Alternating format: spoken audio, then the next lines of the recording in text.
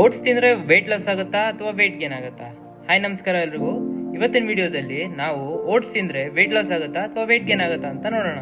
ಇದರಲ್ಲಿ 50 gram oats, 1 scoop whey protein, 100 gram apple, ಸ್ವಲ್ಪ seeds ಜೊತೆ 3 ಆಲ್ಮಂಡ್ಸ್ ಇದೆ. ಇದರಲ್ಲಿ 50 gram oats, 1 scoop whey, 100 gram banana, 1 spoon peanut butter, 1 spoon honey, 200 ml milk ಜೊತೆ almonds ಮತ್ತು seeds ಇದೆ. ನಾವು ಯಾವುದೇ ಫುಡ್ ತಿಂದರೂ ಅದರಿಂದ ವೆಯ್ಟ್ ಲಾಸ್ ಅಥವಾ ವೆಯ್ಟ್ ಗೇನ್ ಅಂತ ಆಗಲ್ಲ. ನಾವು ನಮ್ಮ ಮೇಂಟೆನೆನ್ಸ್ ಕ್ಯಾಲರೀಸ್ಗಿಂತ ಕಡಿಮೆ ಕ್ಯಾಲರೀಸ್ ತಿಂದರೆ ವೆಯ್ಟ್ ಲಾಸ್ ಆಗುತ್ತೆ. ನಾವು ಮೇಂಟೆನೆನ್ಸ್ ಕ್ಯಾಲರೀಸ್ಗಿಂತ ಜಾಸ್ತಿ ಕ್ಯಾಲರೀಸ್ ತಿಂದರೆ ವೆಯ್ಟ್ ಗೇನ್ ಆಗುತ್ತೆ. ನಾನು ಫಸ್ಟ್ ತೋರಿಸಿದ ಓಟ್ ಮೀಲಲ್ಲಿ 480 ಕ್ಯಾಲರೀಸ್ ಇದೆ. ಅದೇ ಸೆಕೆಂಡ್ ತೋರಿಸಿದ ಓಟ್ ಮೀಲಲ್ಲಿ 800 ಕ್ಯಾಲರೀಸ್ ಇದೆ. ನೀವೇನು ಮಾಡಬೇಕು ಅಂದರೆ ವೆಯ್ಟ್ ಲಾಸ್ ಮಾಡ್ತಿದ್ರೆ ಫಸ್ಟ್ ಓಟ್ ಮೀಲ್ ರೆಸಿಪಿ ಕಡೆ ಹೋಗಿ, ವೆಯ್ಟ್ ಗೇನ್ ಮಾಡಬೇಕು ಅಂದರೆ ಸೆಕೆಂಡ್ ಓಟ್ ಮೀಲ್ ರೆಸಿಪಿ ಕಡೆ ಹೋಗಿ. ಇನ್ನೊಂದು ಎಕ್ಸಾಂಪಲ್ ತಗೊಳ್ಳೋಣ.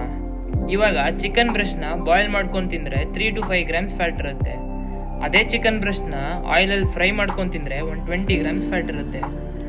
ಅದೇ ಚಿಕನ್ ಬ್ರೆಸ್ಟ್ನ ಪದೇ ಪದೇ ಯೂಸ್ ಮಾಡಿರೋ ಆಯಿಲಲ್ಲಿ ತಿಂದರೆ ರೋಗ ಬರುತ್ತೆ.